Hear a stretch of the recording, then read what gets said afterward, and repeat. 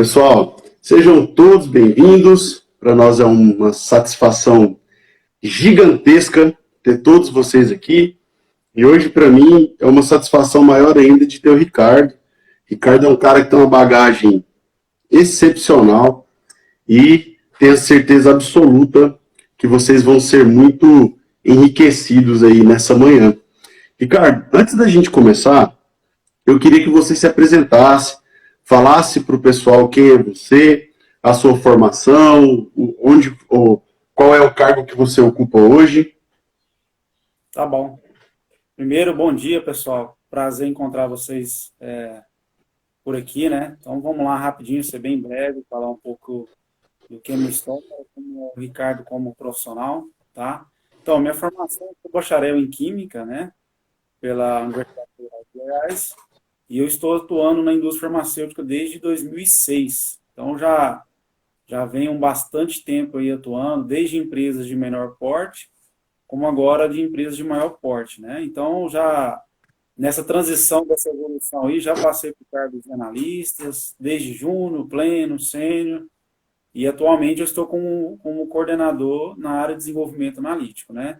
E fora isso, também, alguns de vocês já sabem também, em paralelo também eu levo a carreira acadêmica também, que já estou desde 2011, já atuando aí no meio acadêmico, no ensino superior. Então é mais ou menos essa aí. Tenho uma pós-graduação na parte de meio ambiente, de tratamento de resíduos, sólidos e líquidos, e também na parte de coach também de gestão de pessoas, né, que é algo que veio para somar nesses últimos anos que eu estou trabalhando com gestão.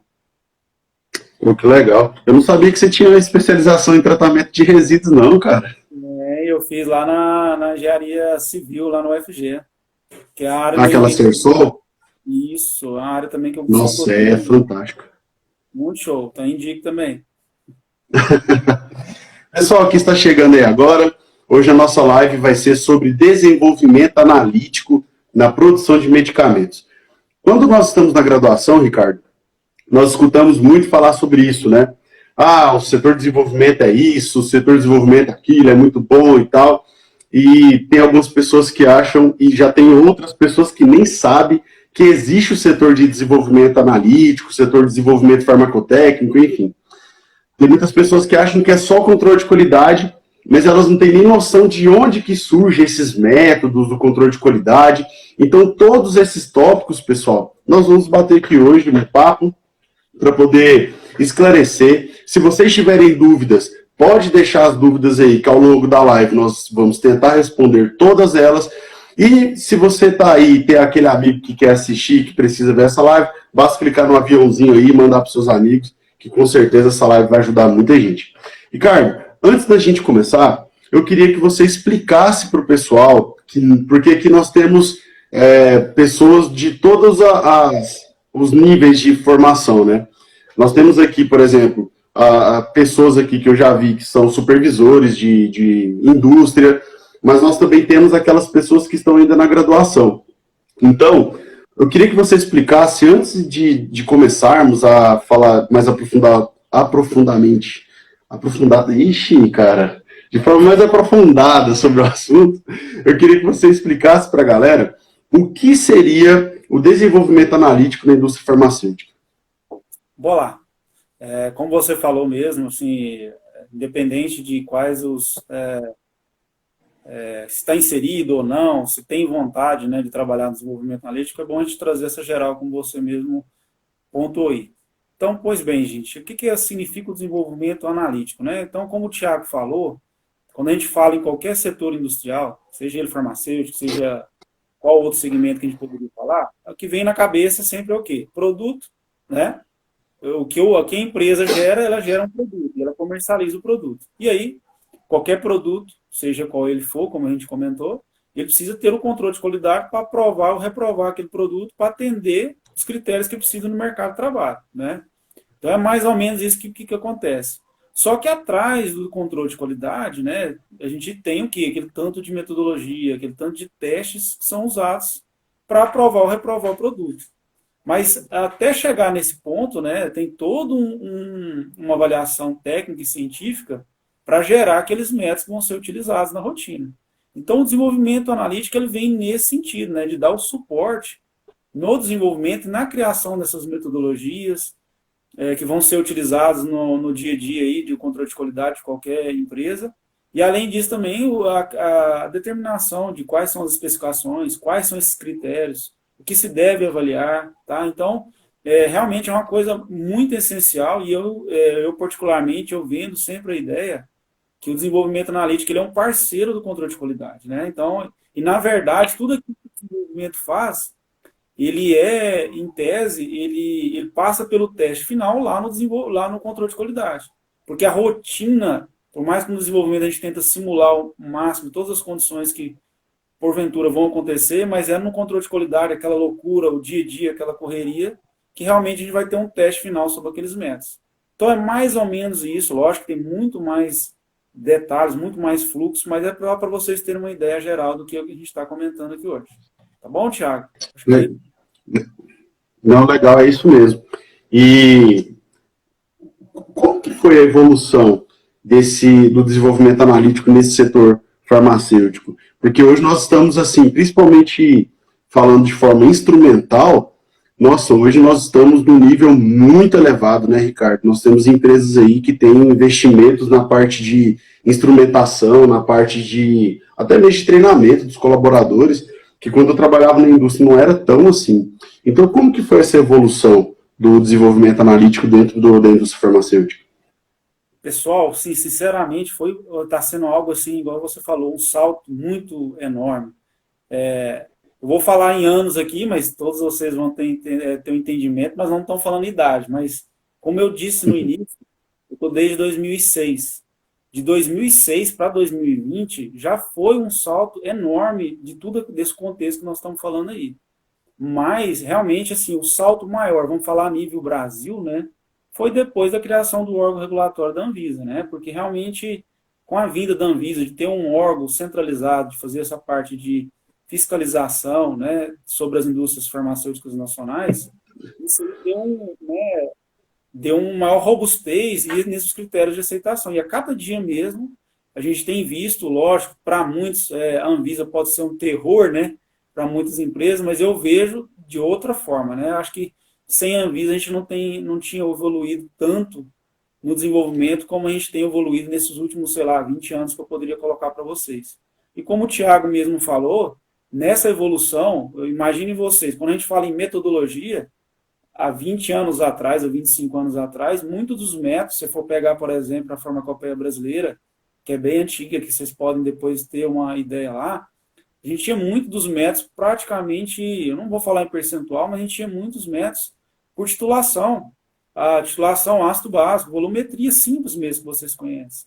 E hoje vocês podem olhar, hoje nas farmacopeias, em todos os métodos que muitos são praticados em todas as indústrias, a gente usa bem menos a titulação. Então a gente tem técnicas, como o Thiago falou, hoje a gente tem a parte de cromatografia líquida e gasosa, que é muito difundida, né? Algo que a indústria farmacêutica não tem como viver sem mais. Espectrofotometria de UV visível. Nós temos hoje, muitas empresas já têm inserido também a parte da espectroscopia de massas, que hoje também é essencial, que não dá para ficar sem, além da difratometria de raio-x e a parte também de análise térmica. Então, assim, quem gosta bastante mesmo da parte analítica ou da parte mesmo de elucidação estrutural que a gente fala, hoje a indústria farmacêutica já em nada, né? Então ela é um campo que abrange muito todos esses contextos que nós estamos falando aí. Diferentemente de outros setores industriais que não conseguem uma avaliação tão crítica nesse sentido aí, Thiago. Então, em questão de técnica, na parte de bagagem, realmente o salto foi enorme e isso a gente cada dia tem aprendido mais. E é interessante porque eu vejo assim que está aproximando muito da academia, né, Ricardo? A gente, antigamente, eu acho que nós conversamos bastante sobre isso às vezes, né? Sim. Que ainda precisa aproximar muito mais. Mas eu vejo que tá no caminho que tá indo para esse caminho, né? Porque eu vejo assim, igual você comentou aí de forma muito legal. Imagina que nós estamos tendo acesso a massas, a RMN. Ontem eu estava conversando com uma aluna que ela estava sendo treinada no ICP. Eu achei muito legal, porque assim, são equipamentos caros, equipamentos que não são simples de serem operados, tem que ter um cuidado muito grande para ser operado. Então, assim, eu acho que essa evolução e esse andar junto aí, ele é muito interessante para os dois, né? Para o cara que está na academia aprender já a rotina da indústria, e o cara que está na indústria economizar, eu não falaria que é economizar tempo, talvez seria economizar tempo mesmo, economizar recursos já pegando a bagagem da academia, né, Ricardo? Na verdade, esse ponto que você acabou puxando aí, Thiago, é algo que tem acontecido assim nos últimos anos, né? A gente sabe toda a situação que o Brasil tem vivido na parte mesmo do ensino superior, né? De falta talvez um pouco mais de investimento ou de incentivo, né? E o que a gente tem percebido muito, né? Muitos colegas nossos estão saindo do meio acadêmico e vindo para a indústria farmacêutica. Mas por que foi feito isso? Não foi só devido a essa questão educacional. Mas a maioria tem levado por isso, mas também tem visto o quê? Uma possibilidade, uma oportunidade de dentro do setor privado trabalhar coisas mais científicas, né? E além disso que você falou de técnicas, a gente conhece algumas universidades, estruturas de algumas faculdades próximas aqui, outras até um pouco mais distantes, mas alguns equipamentos hoje que as indústrias farmacêuticas possuem, tem universidade hoje que não tem. Por exemplo, Ah, com certeza. como você falou, ICP, hoje a gente tem um ICP acoplado massas, que realmente é um equipamento que ele traz um monte de informação para nós, e poucas universidades têm esse tipo de equipamento. Então, assim, acaba enchendo um pouco os olhos dos alunos ou dos profissionais que estão adentrando no mercado de trabalho e vem nesse leque de oportunidades. Então, é igual eu sempre falo, hoje a indústria farmacêutica ela tem esses nichos bem fragmentados e a oportunidade de quem gosta mesmo de evoluir nessas técnicas, e lógico, até o aluno teve a oportunidade, pelo menos de ter nem que seja bem mais restrito dentro da universidade, lógico que ele já chega hoje dentro do setor privado com um ganho maior e ter pelo menos um entendimento sobre essas técnicas. E aí eu também te digo uma coisa, Thiago, tem muitas dessas empresas hoje, quem sabe, né, a empresa nacional ela tem um foco muito diferente do que as estrangeiras. Mas hoje também tem mudado muito isso. As empresas estão querendo ter esse intercâmbio maior com o setor acadêmico, e eu acho que isso é muito vantajoso para os dois, né? Que a gente tem um meio acadêmico ganhando oportunidades de fazer trabalhos dentro do setor privado, e o setor privado também ele quer ter esse engajamento com o setor acadêmico. Então, hoje está tendo muito esses acordos de confidencialidade, tá? Eu vejo, por exemplo, a UFG aqui que está muito próximo de nós, a parte da faculdade de farmácia mesmo, tem feito trabalhos com algumas empresas, e eu acho isso que as empresas só vão crescer na parte de tecnologia se abordar ou se criar essa sistemática. Legal. E assim, uma dúvida que nós sempre percebemos que ela é recorrente, Ricardo, em relação à diferença de desenvolvimento analítico e desenvolvimento farmacotécnico. Eu percebo que muitas vezes algumas pessoas falam, eu trabalho no desenvolvimento, eu quero trabalhar no desenvolvimento.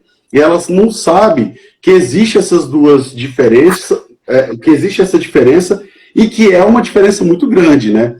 E isso, até o perfil das pessoas que trabalham em um não é o mesmo que trabalham no outro. Então eu queria que você explicasse para quem está aí nos assistindo qual é a diferença entre desenvolvimento analítico e desenvolvimento farmacotécnico. Não, beleza. Essa é realmente uma dúvida que não pode ficar para quem for, né, ter uma escolha aí profissional. Então vamos lá, gente. Assim, as dois setores, né, como o Thiago bem comentou, farmacotécnico e o analítico, são setores assim de total importância para qualquer indústria farmacêutica, né? Que são setores de criação, né? Aonde que nasce tudo ali, né? Só que o que acontece? Não é só de criação os dois hoje, né? Que a gente tem dentro da indústria farmacêutica, a gente tem os setores de desenvolvimento, de criação de novos produtos, mas nós temos, além de criação de novos produtos, nós temos, dentro desse contexto aí, algumas fragmentações de melhorias de produtos que já estão no mercado. Então, olha para vocês terem uma ideia de como que a coisa é bem maior do que vocês imaginam. E, além disso, nós temos também algumas frentes no sentido de dar suporte para a produção. Tá? Então, em todo esse contexto que eu comentei com vocês, eu tenho essas frentes.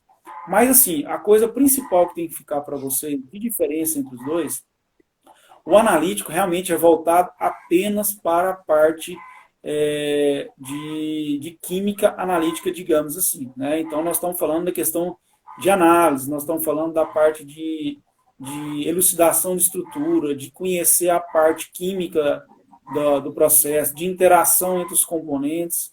Então, o desenvolvimento analítico é com esse contexto. O farmacotécnico, o contexto dele realmente é na parte de formulações, tá? De criações de formulações, de combinações, tá?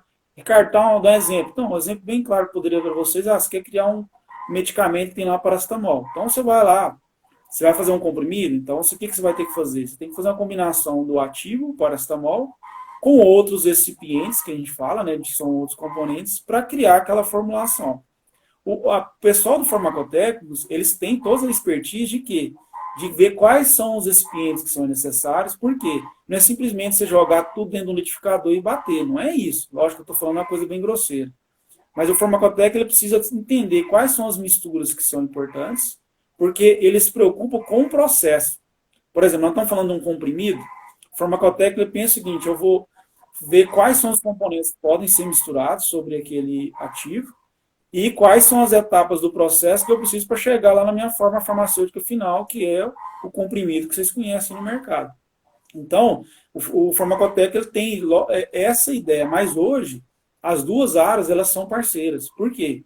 O farmacotécnico tem esse contexto pelo processo, por desenvolver quais são os itens que são mais compatíveis com aquele ativo, só que quem que vai dar essa informação no contexto químico? Aí já entra o desenvolvimento analítico, tá? Então, por isso que são parceiros nesse sentido. Ah, Ricardo, eu vou lá, joguei tudo do liquidificador, beleza. Quimicamente falando, isso é aceitável ou não? Quem dá essa informação é o desenvolvimento analítico. Dou um exemplo para vocês de uma coisa que é o que mais acontece no nosso dia a dia. Tudo é criado, como nós estamos falando. Então, assim, tudo, a gente hoje tem um embasamento muito científico para tentar achar o que é melhor. Mas nem tudo é 100%. Então, eu preciso o quê? Criar todo esse contexto, e aí depois a gente vai para uma etapa final do desenvolvimento, que é estudo de estabilidade. Aí, só talvez no estudo de estabilidade eu vou ter uma certeza se aquele produto ou aquela proposta de formulação, como a gente falou, aquela mistura de componentes, se ela é factível ou não, ou se ela é algo que tem qualidade ou não sobre o produto. Aí quem me dá a informação é totalmente o setor do desenvolvimento analítico, porque aí vai envolver o quê? Análise. Eu preciso fazer análise. Tudo que nós estamos falando aqui, eu preciso de análise. Agora, Tiago, tem uma outra área que é bem recente dentro da indústria farmacêutica, que hoje mudou muito, que a gente chama de pré-formulação. O que é a pré-formulação? Esse é um contexto novo que melhorou muito a questão da qualidade dos produtos da indústria farmacêutica. Por quê?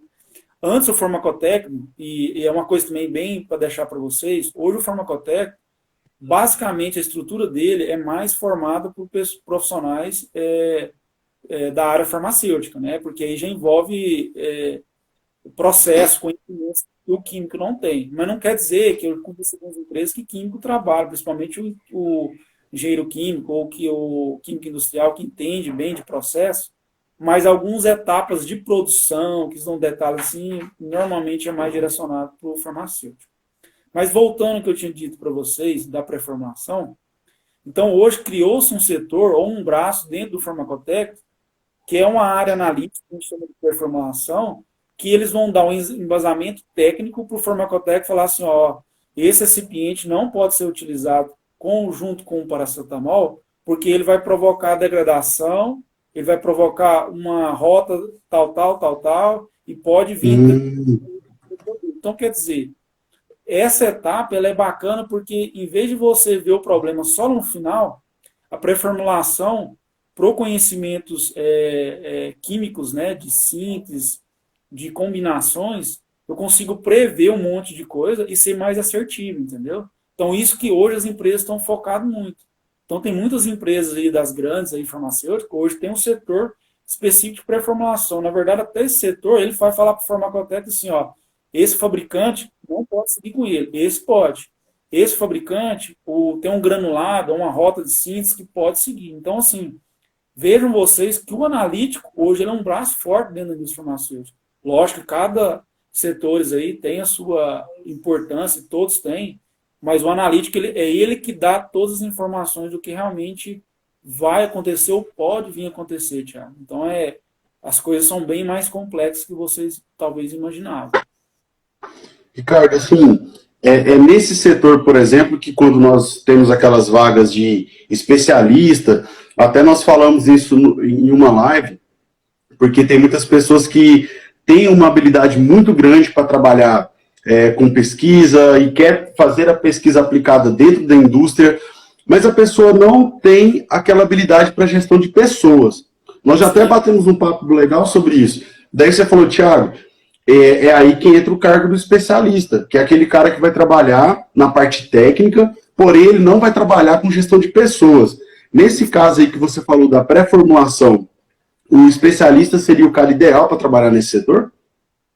O especialista hoje, Thiago, ele não está só voltado para esse setor. A gente tem especialista em todas as áreas, na validação, no controle de qualidade. Hoje, igual você falou, aí vamos pela nomenclatura do cargo. Hoje o especialista é alguém que é mais técnico, não é um cara para lidar com gestão, entendeu? Então, todas as áreas hoje na indústria farmacêutica criou esse cargo, por quê? O que acontecia muito? Nas nomenclaturas que a gente tem, lógico, cada empresa tem a sua, mas a gente tinha ali, ó, de analista a gente começava júnior, pleno e sênior. E depois ficava um buraco. Ou a pessoa ia para a gestão, ou se ele não queria gestão, não tinha outra oportunidade. Então, por isso que criou essa nova nomenclatura, que é o especialista, que a gente tem alguém mais técnico, né? Lógico, com toda a importância que tem sobre ele, entendeu? Mas quando, independente se é na pré-formulação, na validação, na estabilidade ou no controle, hoje a figura do especialista é isso que você está falando, é alguém que é técnico, alguém que gosta mesmo de ter embasamento científico, de ter um estudo mais elaborado, e alguém que tem um perfil diferente dos demais analistas, que é um perfil que a gente espera que é mais investigativo, como você falou aí muito bem, entendeu? Legal. Então, assim, só para a gente resumir e partir para o próximo tópico, para ficar bem claro na cabeça das pessoas que estão nos assistindo. Eu quero produzir um medicamento, certo? Eu já te passei, você é meu diretor industrial, eu sou o dono da indústria, e olha, Ricardo, tá saindo aí um medicamento X, eu quero produzir. Já temos vamos imaginar que a parte de regulatórios, a parte inicial, nós já temos tudo, tá? Como que ele é produzido? Tem a parte de, ele primeiro passa pelo setor farmacotécnico, ele primeiro passa pelo setor analítico, já passa para os dois juntos, quem é que manda a ordem para a produção, vai no controle de qualidade, qual que é o fluxo lógico, assim? Eu sei que isso é muito complexo, porque dependendo da indústria, isso pode variar um pouco, né, Ricardo? Mas, assim, a experiência que você tem hoje, qual que seria um fluxo lógico da informação passando por toda a indústria até chegar lá no centro de distribuição? Não, vamos lá. Assim, igual você falou, tem muitas etapas aí que a gente está comentando, mas eu vou tentar resumir o máximo, trazer uma coisa, digamos, um entendimento melhor para todos. Como você falou, hoje nasce assim, ó, na verdade, todos os produtos, todos os projetos que qualquer indústria se propõe a fazer, o primeiro é feito na verdade, uma análise de mercado, né? E a gente sabe que o mercado muda muito. Então normalmente tem uma equipe médica dentro das empresas e uma equipe comercial. Então, eles fazem essa análise, né, de viabilidade e aí vê, opa, esse produto... Eu estou falando mais de genérico, tá, Thiago? São coisas nesse sentido aí que a gente pode falar. Sim, sim. Tem uma aceitação muito boa do mercado, vamos trabalhar com ele. Beleza, então nasce nessa estrutura que eu te disse, e aí vem a nível de diretoria, e aí ele dá o aval. Feito o aval, aí lógico que também vão fazer um orçamento, porque eles têm uma estimativa de investimento, né? Que qualquer produto, seja ele até genérico, podemos dizer assim, ele tem um investimento alto.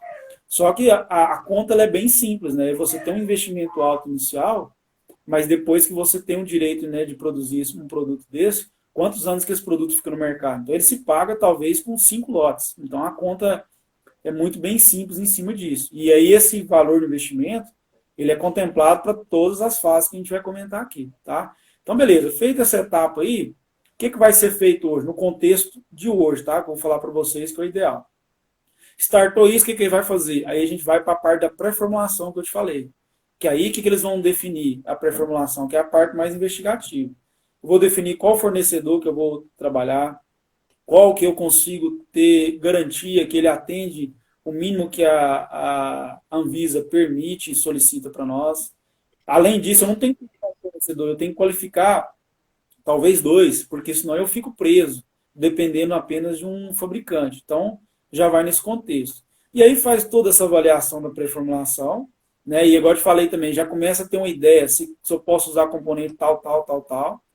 Feito isso, o que acontece? Aí eu tenho um farmacotécnico em escala, que a gente fala em escala pequena, que é só pilotinho, que aí eu começo a fazer a criação, né? Então eu vou começando a fazer os testes das minhas formulações com as informações da pré-formulação, tá? Isso aqui é uma escala bem pequenininha, tá, Thiago? A gente tá, aqueles equipamentos que muitos dos meninos e talvez conheçam na produção, a gente tem, por exemplo, um misturador em V, eu tenho ele miniatura. Então são coisas que É muito legal, né? é bacana demais. Então eles fazem tudo em escala bem pequenininha lá. Faz a escala pequena, aí começa ao mesmo tempo a desenvolver as metodologias. Porque, igual eu te falei, mesmo nessa fase inicial, eu preciso analisar, eu preciso ter resultados para ver se está indo bem ou não. Tá? E até nessa fase, o pessoal já faz, a gente chama de incubações prévias, né? Que é mais ou menos a ideia da estabilidade. O pessoal já pega essas mini formulações, essas ideias, já incuba em condições de estresse para ver se mais ou menos ela vai suportar uma estabilidade. Então, quer dizer, aí eu já começo a cercar muita coisa em relação ao produto, se aquela formulação proposta ela atende ou não. E aí, ao mesmo tempo, tudo já vai caminhando. Desenvolvimento do método de matéria-prima, desenvolvimento dos métodos de avaliação do produto acabado. Beleza. Feito isso, o que vai fazer agora? Aí eu preciso, o produto está bom, aquela proposta de formulação está boa, os métodos estão bons, eles atendem, né? Mas eu só estou desenvolvido. Aí igual que nós vamos fazer, nós vamos caminhar para uma parte mais geral, mais específica. Por quê? Aquela formulação que eu estou propondo, aparentemente já está legal. Só que eu estou fazendo tudo em escala pequena, tudo em miniatura. Quando a gente vai para a escala industrial, que a gente fala, já muda tudo. Aí eu tenho muita dificuldade de processo. Então aí vem essa outra etapa. Eu preciso passar para uma fase de escala maior que a gente fala, escala industrial, e aqueles métodos todos que a gente desenvolveu, né, todas aquelas avaliações técnicas que a gente fez lá, agora eu preciso o quê? Validar tudo isso. Então eu tenho a fase de validação de todas as metodologias, desde a matéria-prima, recipiente e produto acabado. Faço o piloto em escala industrial, como a gente comentou. Aí eu pego agora essa escala industrial, esses lotes ou esses que foram realizados, eu preciso agora colocar em estabilidade. Porque para mim fazer o protocolo, para submeter lá na Anvisa, eu preciso, no mínimo, ter um estudo de estabilidade de 6 meses, longa duração e acelerado. Então, aí eu fecho todo o circuito, que aí eu vou ter o quê? Estudo de estabilidade mostrando que aquela formulação proposta ela atende os pré-requisitos ou atende as especificações esperadas. Todos os métodos foram utilizados e todos os critérios de avaliação foram validados e também atende o que a legislação pede.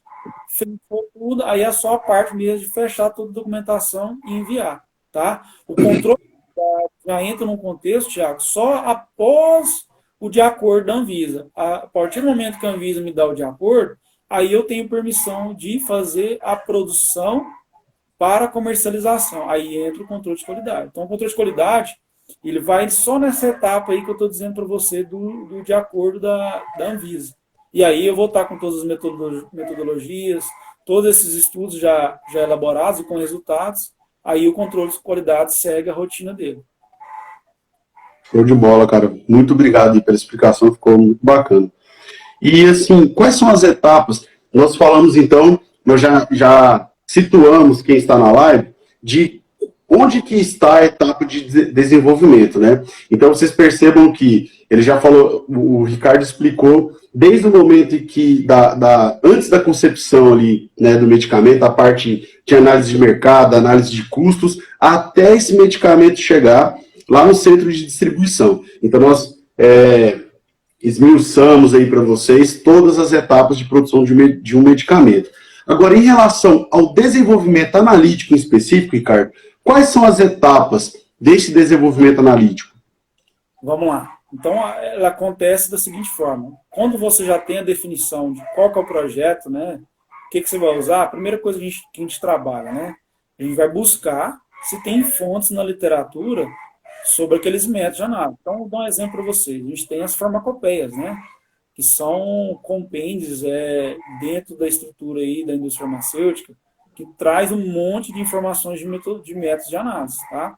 Então, eu tenho farmacopeia brasileira, farmacopeia americana, farmacopeia britânica, europeia, portuguesa, e aí vai. Cada país tem a sua. Só que é lógico que tem alguns que têm um know-how ou um nível de de critério, melhor. Então, a gente vai se baseando sobre isso. Então, primeiro a gente faz essa investigação, como eu comentei com vocês, veja se eu tenho metodologias específicas, né? Beleza, encontrei a metodologia? Tá, beleza. Então, não quer dizer que se eu citar lá, é uma Bíblia e eu vou seguir, não precisa, posso fechar os olhos, não é isso. Se está lá, beleza, o que eu tenho que fazer? Agora eu preciso testar se aquela metodologia que está lá na farmacopeia, por exemplo, americana, se ela é aplicável para a minha situação, né? Porque aquela metodologia que está lá, na farmacopeia, ela foi criada frente a um propósito ou uma situação que talvez possa ser totalmente diferente do seu contexto. Então você tem que, a gente chama isso de verificação da metodologia. Você tem que verificar se ela é aplicável ou não à sua situação. Tá? Se ela não for aplicável, ou se não tiver nada do que você precisa na farmacopeia, nesses compêndios de literatura que são aceitados pela Anvisa, aí você tem que partir para outros tipos de pesquisa. Aí você pode ir para artigos científicos mesmo, tá? De jornais de cromatografia e assim por diante. Ou, senão, você vai desenvolver do zero, né? E aí, se você for desenvolver do zero ou encontrar algum fundamento em algum artigo desse, de qualquer forma, você precisa, a gente fala de fazer alguns ajustes no desenvolvimento e validá-lo eles, tá? Então, aí nós estamos falando primeiro nas fases de metodologia. E isso, quando eu falo de metodologia, Thiago, aí nós estamos falando de método de forma geral. Mas aí eu tenho método para fazer uma análise de teor, de impurezas, eu tenho uma análise para fazer identificação, eu tenho uma análise para fazer de uma elucidação da estrutura, de um infravermelho. Então, assim, são muitos análises, ou são muitas frentes que tem que trabalhar. Então, como são várias frentes, até já é um pouco fragmentado dentro dos farmacêuticos. Então, tem um desenvolvimento analítico que cuida só de matéria-prima, eu tenho um desenvolvimento analítico que cuida só de produto acabado. Porque realmente as frentes são muito distintas. Lógico que tudo é analítico, mas a complexidade muda muito, né? Por exemplo, matéria-prima, eu tenho muito mais testes a serem avaliados. Por exemplo, em CP, que você mesmo comentou, eu quero fazer análise de teor de metais, né? Eu abordo isso muito na matéria-prima. Eu quero descobrir se aquele solvente, se aquela matéria-prima, aquele IFA, que é o princípio ativo, ou aquele recipiente, ele tem um solvente residual que é tóxico, eu tenho que fazer uma análise de solvente residual. Então, eu tenho que ter uma metodologia capaz de extrair e fazer aquela investigação lá. Tá? Então, tudo isso, igual eu estou falando, primeiro é como é que é o contexto você conhecer que os métodos você vai aplicar ou não. Certo? E aí você conhece esses métodos, depois você tem que fazer o que com eles? Você tem que desafiar aqueles métodos. Então, o primeiro desafio que a gente tem depende muito do tipo de contexto. Se você vai fazer uma análise, por exemplo, de teor, você quer apenas saber se naquele ou produto final ou na matéria-prima, qual é a pureza daquela amostra que a gente está comentando. Então, aí só a pureza já tem um contexto. Agora, eu quero saber qual que é a quantidade de impurezas que tem naquela amostra. Então, o jeito de elaborar o método, ele exige um pouco mais frente a um outro. Então, impurezas, eu preciso de uma metodologia que seja mais sensível, né? Que ela consiga enxergar em concentrações muito baixas. Eu preciso de uma metodologia que consiga separar bem aquele tanto de pico que pode vir a formar, que são várias impurezas, comparado com o teor, que a minha exigência não é essa. O teor só preciso ver o meu pico principal, como a gente pode falar isso, entendeu? Então eu preciso desafiar isso, e além disso a gente forma isso, tem uma outra frente dentro do desenvolvimento, que a gente chama que é estudo de degradação forçada.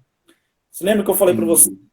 Eu preciso conhecer elas. Só que muitas delas, elas estão embutidas na síntese da matéria-prima. Só que outras formam depois, se, por exemplo, vamos pensar que o produto seu está no mercado, quem pode prever que ao longo, sei lá, que ele está um ano lá na prateleira da drogaria, que não pode vir a formar uma impureza que seja tóxica para o usuário, entendeu? Então, o desenvolvimento tem que prever o que vai acontecer. Mas aí o que acontece?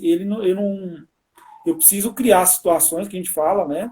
De adicionar situações mais drásticas para me ver se aquela impureza vai formar. Então, eu preciso, o produto de degradação, eu crio situações para ver se elas vão formar, mas o objetivo de ver se ela vai formar é se a minha metodologia consegue enxergar aquela impureza, se consegue separar ela no contexto de cromatografia. A cromatografia quer que a gente separe maior nível de picos com melhor resolução e consiga quantificar, nem que seja em concentrações baixas. Então, são todas essas frentes aí. E aí, por fim, a outra frente que tem é o seguinte. Então, eu desenvolvi, criei meus métodos, como a gente comentou aí. Fiz umas prévias que a gente comentou aí, de ver realmente como é que é a robustez desse método que a gente fala. E aí eu parto para a etapa final, que aí eu tenho uma outra área que a gente fala de validação das metodologias analíticas. Então, eu preciso, então, criar agora, a gente fala de técnicas estatísticas, né, para me submeter àquela análise minha, aqueles métodos todos que a gente está comentando aí, e validar todas essas metodologias, seja uma identificação, seja uma análise de teor, seja uma de impureza, seja numa matéria-prima, no produto acabado. Então, hoje, a validação analítica, hoje ela é um contexto ou uma área muito grande dentro da indústria farmacêutica. Porque, ó, imagina, nós estamos falando de um projeto. Quantas matérias-primas estão envolvidas? No produto acabado, quantos métodos estão envolvidos? Muita coisa, cara. Você pensa em uma empresa que tem um objetivo, por exemplo, de a cada ano lançar 30 produtos. Aí vocês vão fazendo a conta de quanto que vai gerando de trabalho, e aí que vem as oportunidades que eu acho que a maioria tem esperado. Acho que é mais ou menos isso, Thiago.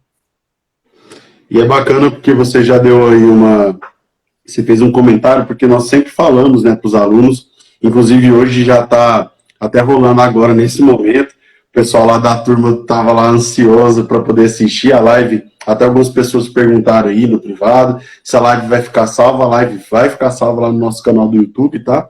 Até depois, quem nunca assistiu, pode ir lá, que vocês vão verificar que tem várias lives lá bem interessantes para vocês.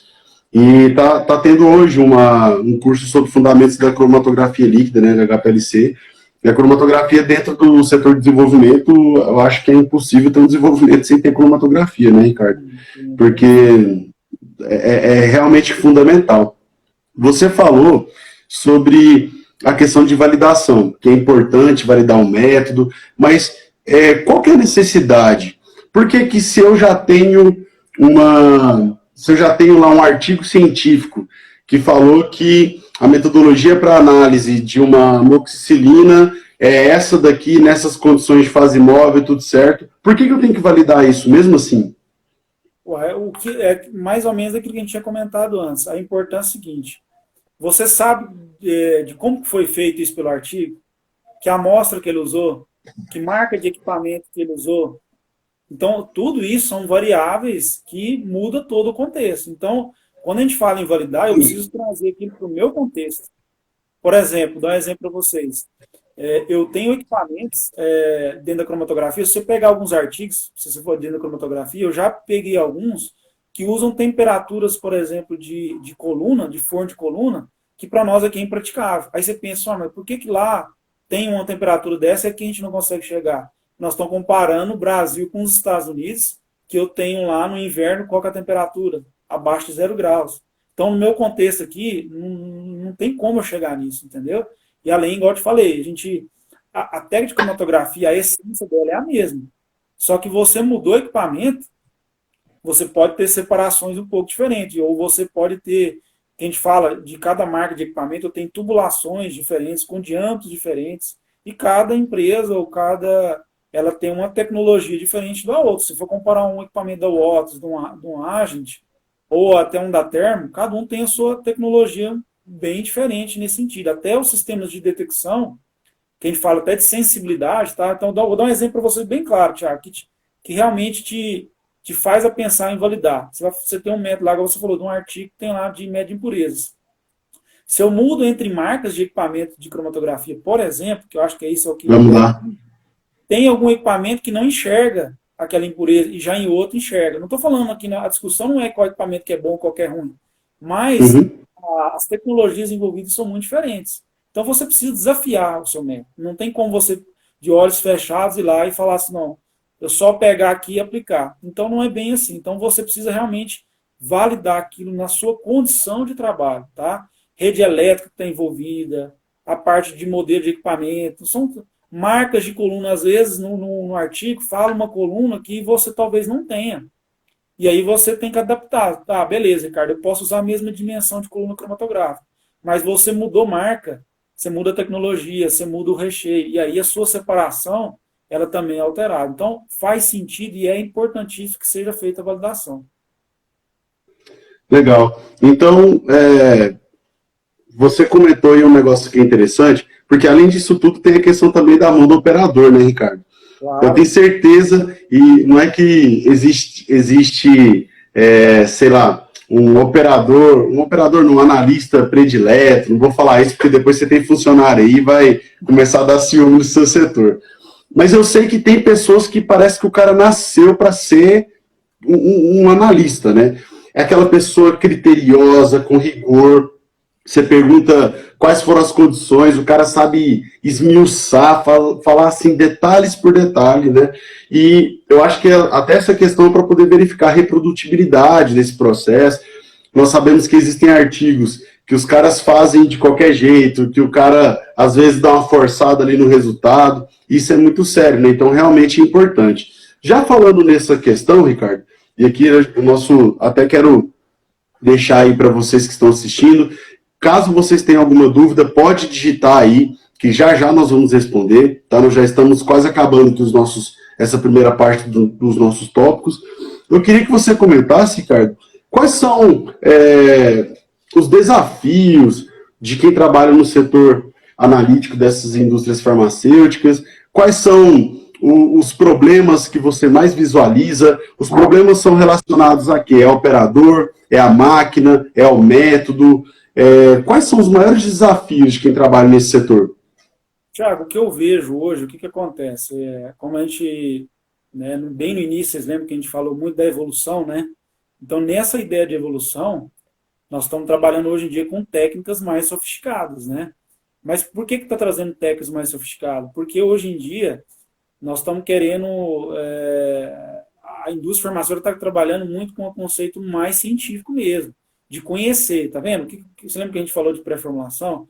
Para uma empresa, é muito prejuízo você fazer toda aquela etapa de desenvolvimento, chega na fase final, por exemplo, você tem uma reprovação de bioequivalência, que é um investimento que é de R$500 mil, por exemplo, entendeu? Ou tudo aquilo que foi ordenado e não atendeu a estudo de estabilidade. Então, hoje as empresas querem ser mais assertivas, né? E aí, outra coisa também que tem mudado muito, as empresas querem inovar. Então, as empresas querem ser as primeiras. Eu não estou falando assim no contexto de criar medicamento de referência, porque hoje para as indústrias nacionais é um pouco mais complicado. Mas eu posso ter um medicamento de referência que não seja um insumo novo, porque o Brasil não é focado em síntese de princípio ativo. Mas eu posso, por exemplo, criar uma combinação de uma formulação ou uma associação de IFAs que não tem no mercado, entendeu? Então as empresas querem isso, querem algo inovador, uma apresentação inovadora. Então o desafio que eu vejo é nesse sentido. As empresas querem inovar no sentido de apresentações de produtos, mas nessas inovações se torna mais complexo para nós do analítico e farmacotécnico. Então o desafio está muito nisso, porque às vezes, igual a gente falou, tem um lado comercial no contexto, mas o lado comercial, ele vê a visibilidade econômica.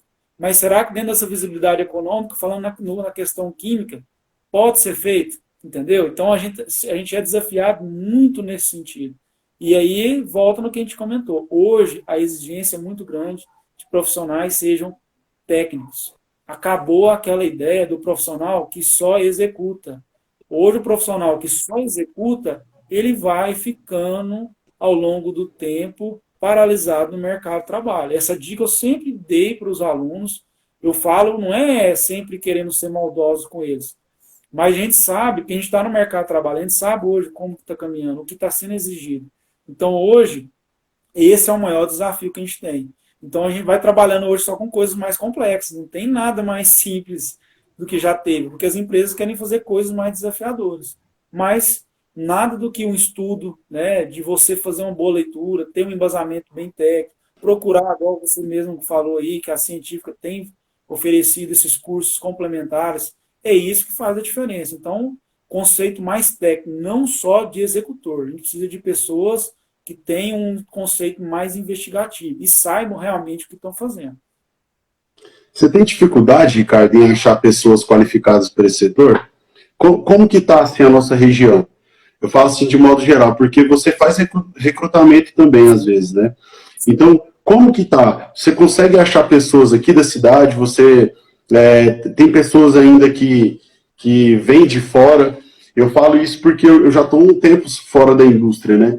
E na época, muitas pessoas vinham de fora, né? Então, na minha época de estágio mesmo, cara, mais de 50% era São Paulo. Eu ficava indignado, falei, cara, mas o tanto de gente procurando estágio aqui não faz sentido, né? Você tem dificuldade em achar pessoas aqui da região? Tiago, igual você falou, hoje a gente não tem essa dimensão, mas hoje a Anápolis é referência, entendeu? Então, o que a gente recebe de currículos ou de pessoas de vários estados participando de processos seletivos, vocês não têm ideia. Vou dar só um parênteses para vocês.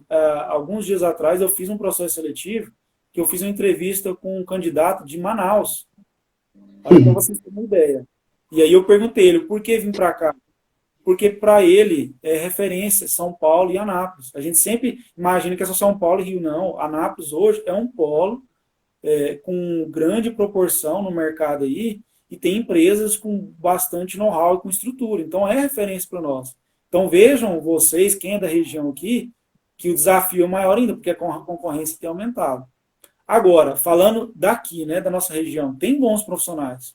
Só que o que eu vejo muito, Thiago, o pessoal ainda está com aquele contexto de achar que simplesmente só ter o diploma em mãos ou debaixo do braço já é essencial para entrar. Entendeu?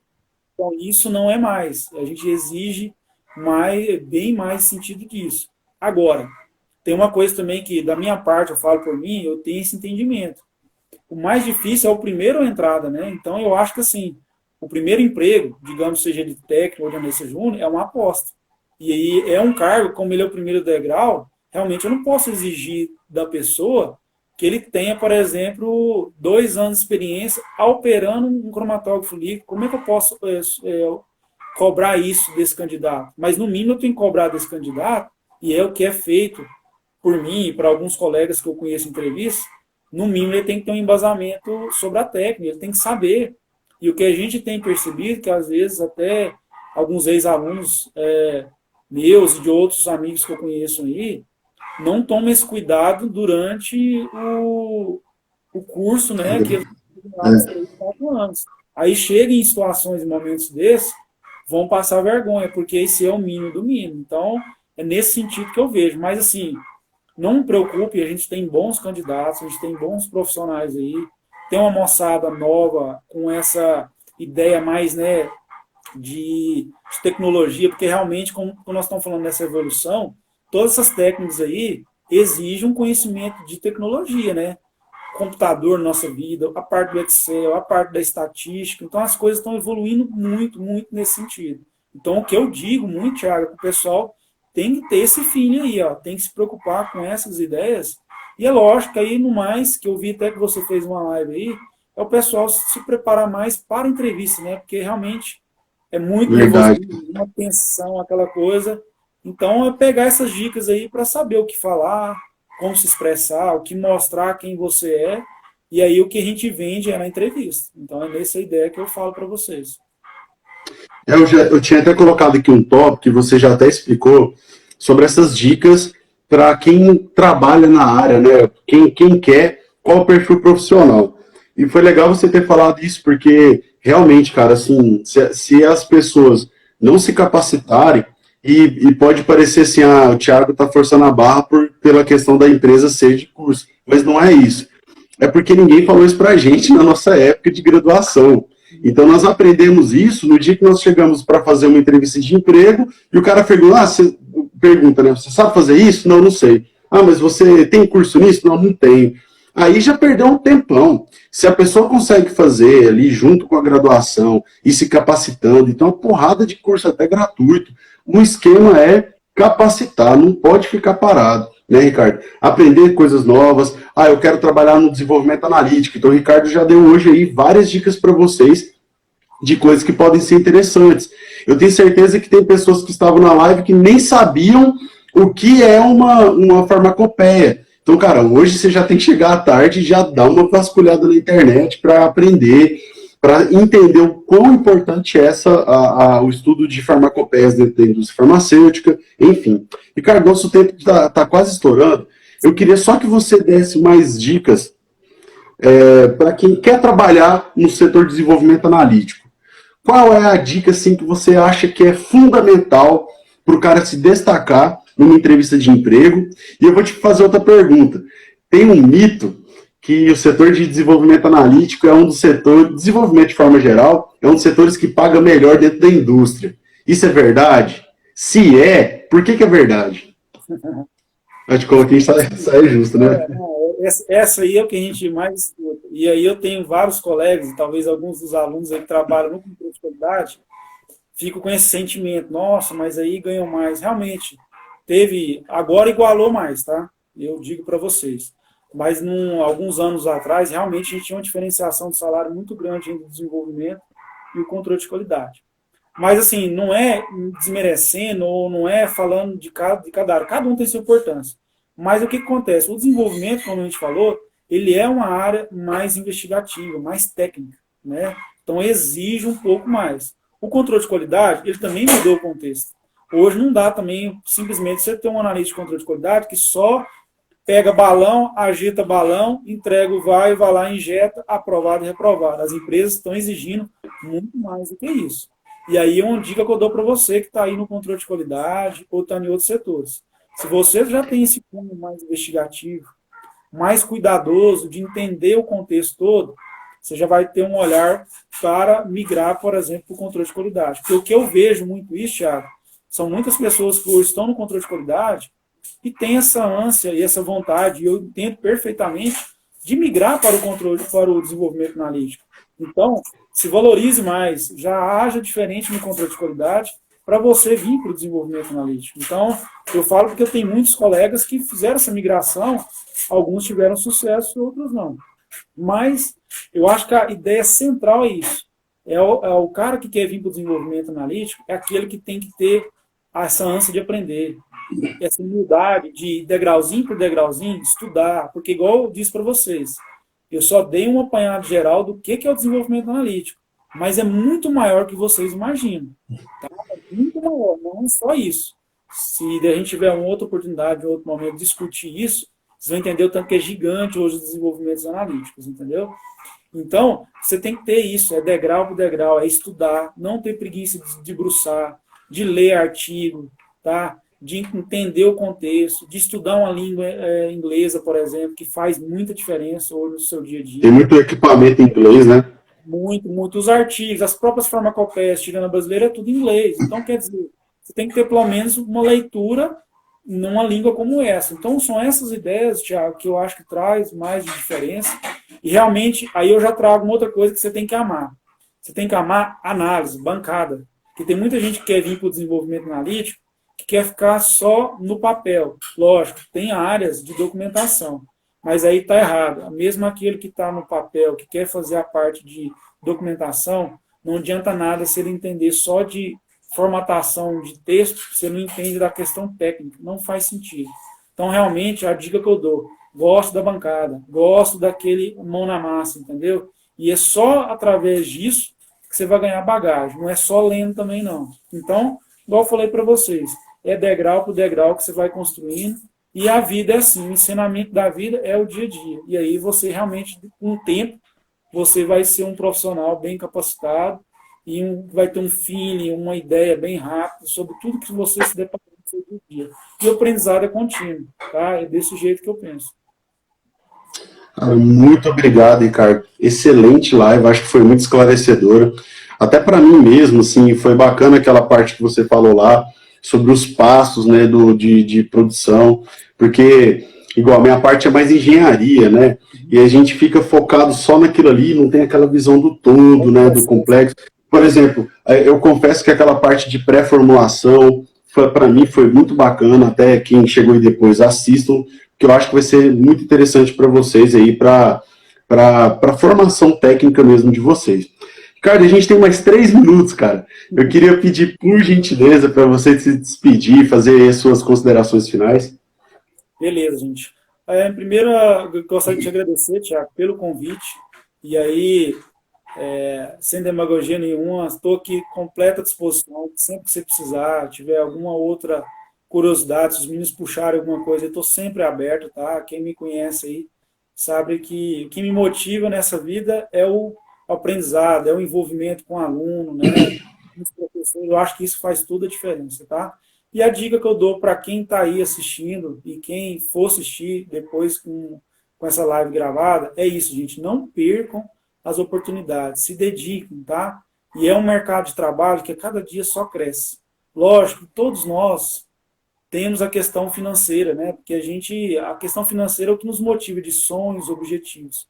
Mas façam o que vocês gostam, tá? Se realmente gostam da área analítica, se gostam da indústria, o mercado está aí. E a cada dia está tendo oportunidades, mas façam a diferença, tá? Porque uma dica que eu dou para vocês que eu percebo todo dia. Hoje, tem muita gente que está só aqui, ó, na regra, mediano. Então, para você ser acima disso, não está difícil, tá? É só você querer, é só você se desafiar e ser melhor a cada dia. Então, Thiago, é isso que eu queria trazer e, na verdade, tentei trazer de forma bem rápida e espero que tenha contribuído ao máximo para vocês. E estou, como eu falei, completa disposição. Quem tiver mais dúvidas, tiver alguma ideia, sugestões, estamos sempre aí abertos a discussões. Galera, muito obrigado, Ricardo. Valeu demais, demais mesmo. Eu acho que o que eu gosto de fazer esses bate-papos aí com a galera da indústria é porque o padrão se repete, sabe? Mesmo que sejam setores totalmente diferentes, um cara da ambiental fala igual o cara da química, igual o cara da farmácia. Então, aqueles que estão sensíveis a escutar essas dicas, estão abertos aí para absorver isso, com certeza vai se dar muito bem. Quero fazer um desafio para vocês. Eu vou postar uma foto agora, lá no feed. Eu queria que vocês colocassem uma sacada, só uma, que vocês tiveram nessa live de forma geral. E se eu já fiz esse desafio lá do LinkedIn, mantenho toda a live agora, eu vou manter esse desafio. Se vocês quiserem, pode postar. Alguns meninos postaram lá no LinkedIn. Posta lá algo que vocês aprenderam sobre alguma coisa que vocês entenderam da live e a científica vai repostar todas elas. Por que nós fazemos isso? Porque nós temos gerentes, temos várias pessoas que estão lá, então eles podem aí olhar você e futuramente na entrevista lembrar de vocês. Apareceu aqui o cronômetro que eu tenho mais 15 segundos. É muito ruim ser tão pouco assim, mas eu queria te agradecer de novo, Ricardo. Muito obrigado. E pessoal, não se esqueçam, vai lá e comenta na foto que eu vou postar agora. Ricardo, obrigado, cara. Tchau, gente. Um abraço, tenham um bom dia. Tudo de bom.